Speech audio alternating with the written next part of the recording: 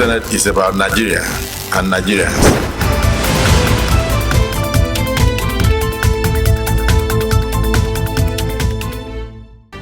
This bill is now read for the third time and passed. Senate passes 2024 Appropriation Bill. Stress the need for early and proper implementation. That we summon the Chief of Army Staff and the Chief of Defense Staff and the Chief of Air Staff and the IGP to tell us why we should not hold them responsible. And Christmas Eve killing in Plateau State worries Senate.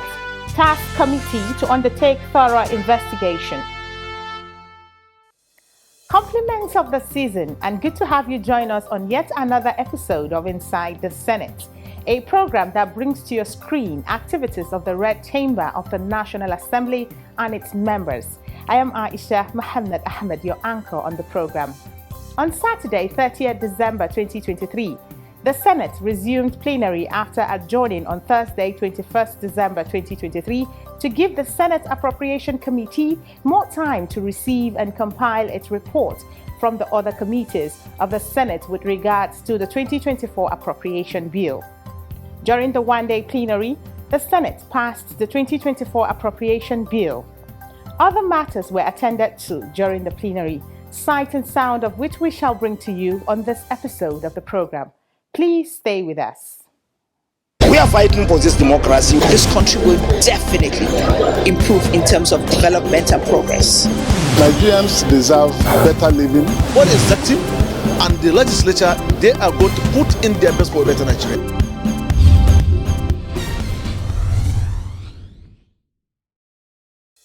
Thanks for staying tuned. On Saturday, 30th December 2023, during the resumed plenary, the Senate considered the report of the Committee on Appropriations on the 2024 Appropriation Bill laid and presented by Chairman of the Committee, Senator Solomon Adeola Olamileka. The chairman gave a summary of the reports. On Saturday, 2nd December 2023, the committee met with the chairman of the subcommittee on the approval guidelines provided for the processes of the bill, and they are all urged to adhere to it. And also, in addition, in pursuant to Order 92.4 of the Senate Standing Rules, detailed schedule of the bill were referred to all subcommittee on scrutiny.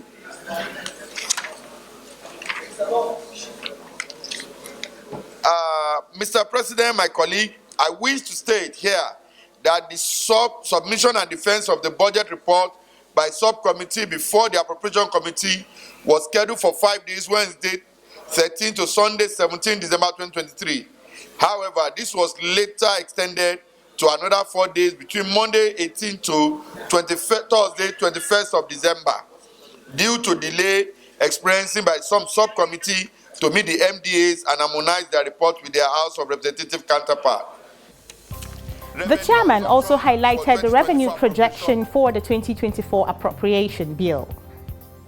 After due consideration of the submission by subcommittee and interaction with relevant stakeholders, the highlight of the bill as recommended by the committee are as follows.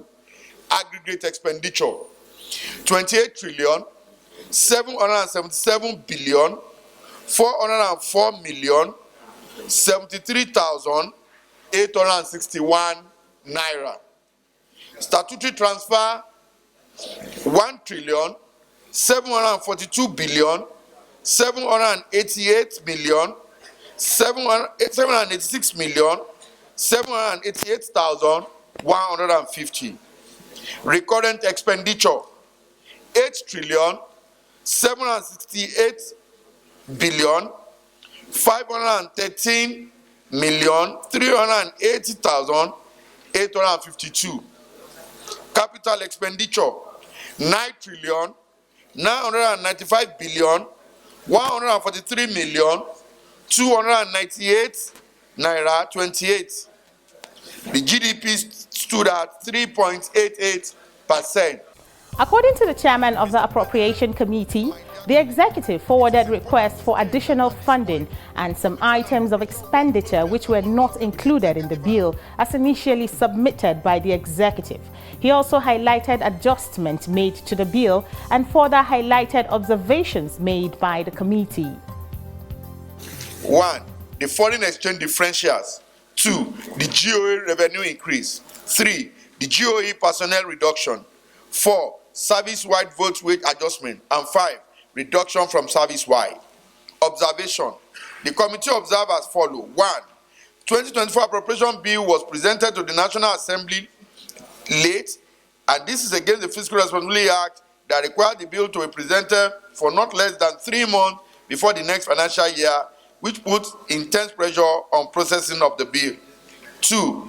The provision of multilateral and bilateral loan funded project in the sum of 1,51,914,486,314. 3. Inconsistency in the revenue of the government-owned enterprise. 4. Removal of some agencies' personnel costs from the FGM payroll. 5. Inadequate funding and shortfall in some MDA's budgetary allocation. 6. Provision of capital component is higher than compared with the previous budget presented to the National Assembly. 7. Request for additional funding on item of expenditure not originally contained in the bill. The committee also gave its recommendations, which the chairman outlined. Arising from the above observation, the committee recommends thus: 1. To ensure thorough scrutiny of the budget proposal, the executive should henceforth comply with the provision of the Fiscal Responsibility Act. 2. Executive should ensure compliance with the provision of relevant and extant law as it concerns the GOEs. 3. Agencies removed from the FGM budget should step up their revenue generation, fund itself, and remit more to the CRF. 4. Provision of additional funds to some MDAs not appropriately funded. 5.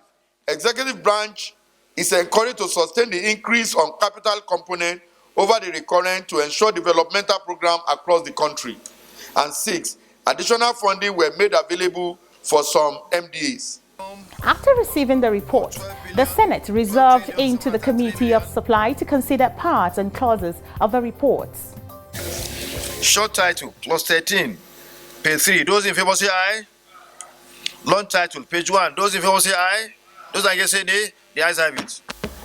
Those in favor of the motion moved by the leader and seconded by minority leader say aye. Those against say nay. The ayes have it.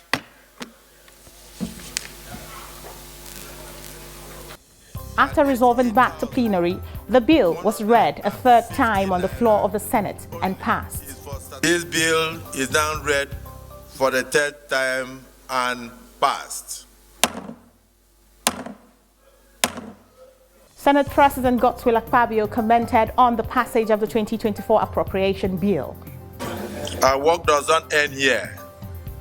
We will continue to labor diligently to ensure that the bill is promptly transmitted to Mr. President for his immediate assent, enabling its implementation to commence on January 1st, 2024.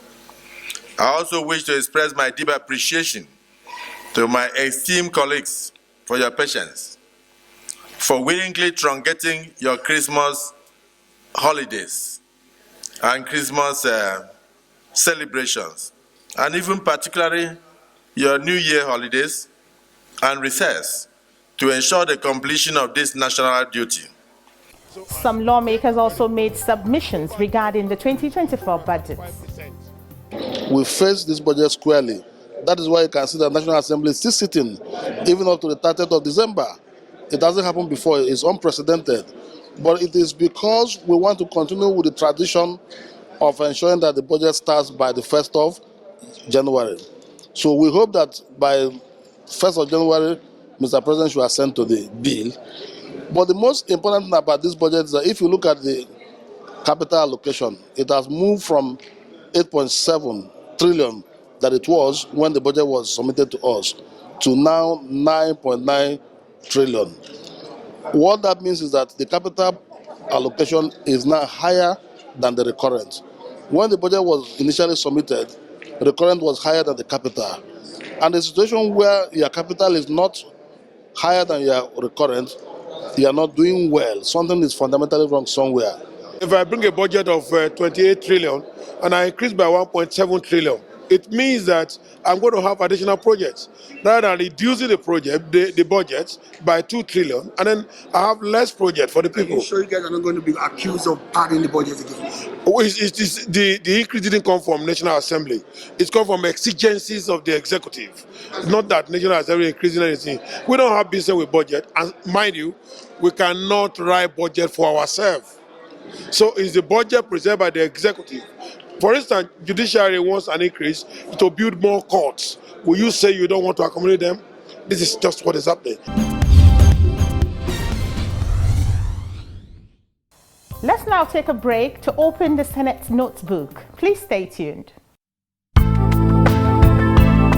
bill is a legislative proposal targeted at becoming a law. It may be sponsored by the executive, a private member, or a member of the public.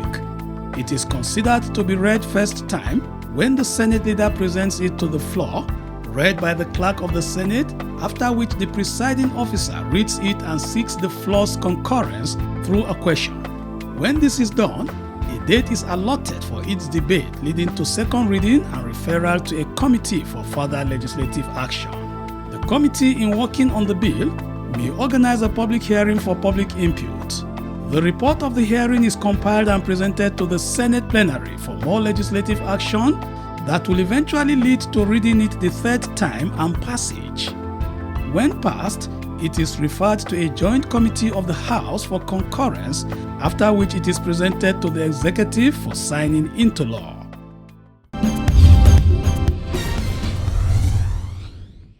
Welcome back.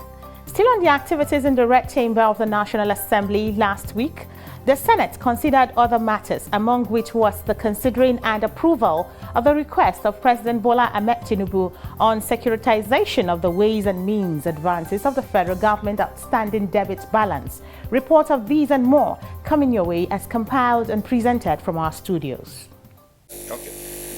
On Saturday, the 30th of December 2023, during plenary, the Senate received an executive communication from President Bola Ahmed Tinubu requesting the securitization of the Ways and Means advances of the federal government outstanding debit balance to the sum of 7,388,696,34,520 naira and 87 kobo only. While the federal government is considering various measures to forestall the use of Ways and Means advances for domestic debt servicing, it has become highly imperative to securitize the outstanding Ways and Means advance to the federal government of Nigeria before the end of the year 2023. The securitization of the Ways and Means would lead to the realization of the following benefits amongst others. 1. Reduction of debt service costs, as the interest rate for the securitized Ways and Means advances is lower at 9% per annum compared to MPR, which is plus 3%. The savings arising from the much lower interest rate could help to reduce the deficit in the budget. Consequently, the Senate resolved into the Committee of Supply to consider and approve the request of the President. Distinguished colleagues, those in support of the motion that we revert to plenary to report progress, say aye. Those against, say nay. The ayes have it. The bill was read the third time and passed. The ayes have it.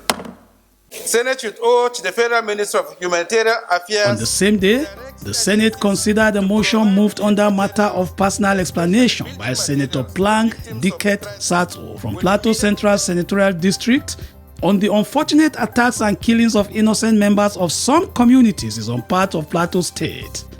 According to the lawmaker, about 20 communities were attacked and over 195 persons, and still counting, killed by bandits on the 24th of December 2023. Mangu, Bokos, and Barkin Ladi local government areas of Plateau State, located within Plateau North and Plateau Central Senatorial districts, have consistently come under attack by criminal elements in the last few months, with the recent attack on the 24th of December 2023, which was a Christmas Eve, while many were celebrating the Christmas season, leading to wanton destruction of lives and properties, and a Black Christmas for inhabitants of these areas. Senator Plank added that the crisis in Plateau State is further heightened by the impact of climate change on the environment, the drying up of the Lake Chad and mass movement of cattle into the state in search of vegetation, and the influx of illegal miners who often clash with landowners. This makes the crisis rather complex because of its economic, ethnic, religious coloration. Hence, the need to tighten up the grazing policies and then the mining and environmental laws of the federal and states to checkmate this. Some lawmakers commented on the motion. What was discovered that these marauding bandits are not moving with weapons. Those weapons were actually domiciled in some certain locations. All they do is to come and pick them. That means there is something behind what is happening in Plateau. Who are these people? Who are these people and why are they doing it? Because you go there, sir, from the outside, you thought it's a religious war. None of it. There is something behind it that this Senate must need to unearth. We have forgotten our humanity. The carnage you've seen, small arguments, small differences, people will kill people in their thousands, in their dozens.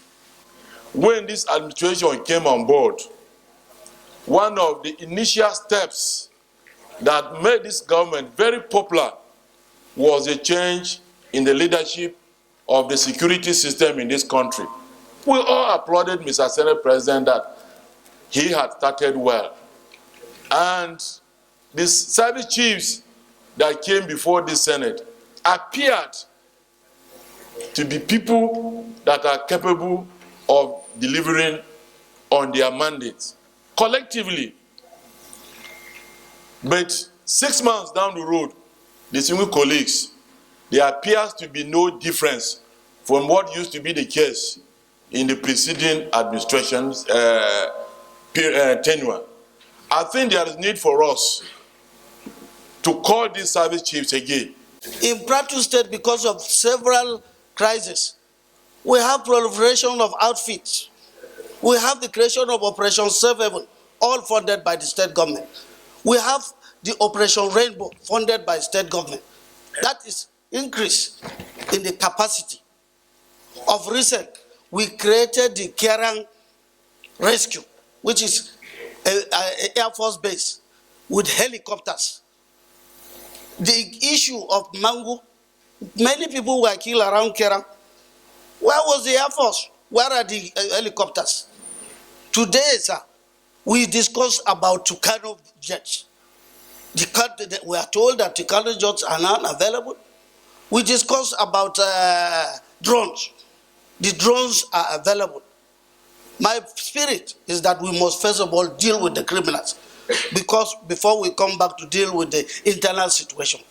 I just want to add that to show the seriousness of these hollow chambers, under your leadership, that we summon the Chief of Army Staff and the Chief of Defense Staff and the Chief of Air Staff and the IGP to tell us why we should not hold them responsible for these killings. If somebody spent 3 days in Plateau and he had the kind of information that Senator Nigi shared with us, and every other person, it shows that there was proper planning. You can't carry out that level of planning in secret and it doesn't leak. If civilians are aware, how come that those who are paid to secure are not aware? Prayers on the motion were for the Senate to observe a minute's silence in honor of the victims of the attack, send a high-powered delegation of the Senate to condole with the governor, victims and people of Plateau State over the unfortunate incident. called on humanitarian ministry to order its relevant agencies, especially NEMA, to supply relief materials, especially building materials to aid the victims. Direct the Inspector General of Police to complete the mobile police barracks situated in Barkinladi local government area of the state. Additional prayer was for the Senate to invite the National Security Advisor, Chiefs of Army and Air Staff, Director General of the Department of State Services, Director General of the National Intelligence Agency, and Inspector General of Police to meet in a closed-door session with the Senate with a view to giving first-hand information on the Christmas Eve killings in Plateau State to enable the Senate to take further actions that can bring the crisis to a close. The motion was voted on and adopted as amended. Those against say nay. The ayes have it. Senate President Godswill Akpabio also commented on the motion. The level of killings were unprecedented, and the number of villages affected simultaneously were also unprecedented. And it's very clear that these things were very coordinated, and therefore we believe there was failure of intelligence and failure of reaction, of timely reaction. And that is why the Senate is taking this very seriously. At the end, a minute's silence was observed in honor of those who lost their lives during the attack. Rest in perfect peace.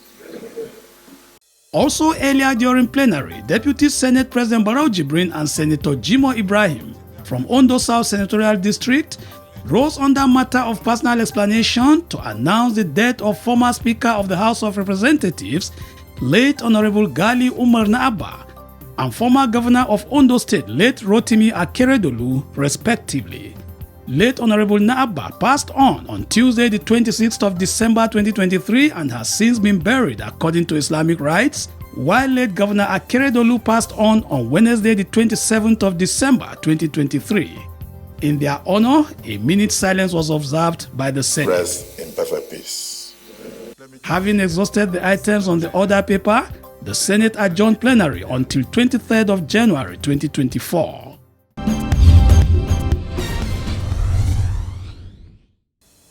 You're still watching Inside the Senate, your window to the activities of the Red Chamber at the National Assembly and its members. Next on our program is the Profile segment. Sit back as we introduce to you our Senator of the Week.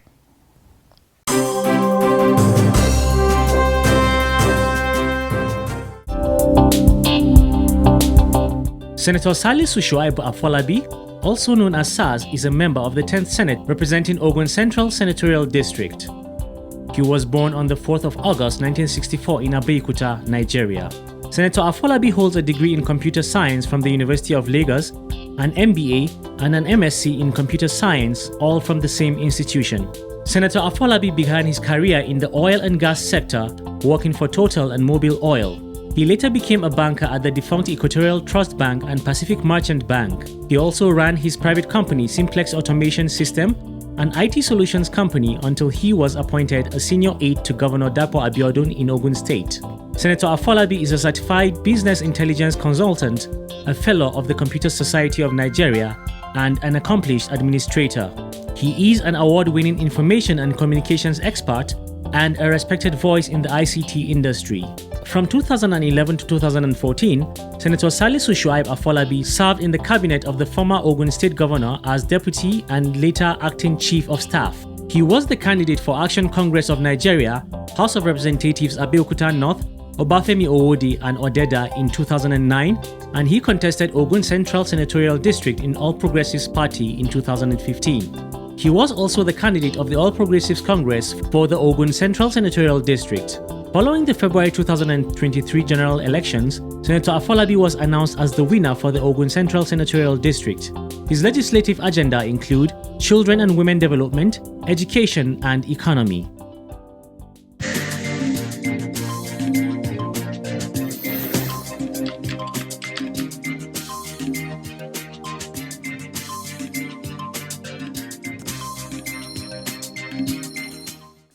With that, we come to the end of this episode of Inside the Senate. Until I come your way again, stay safe and Happy New Year.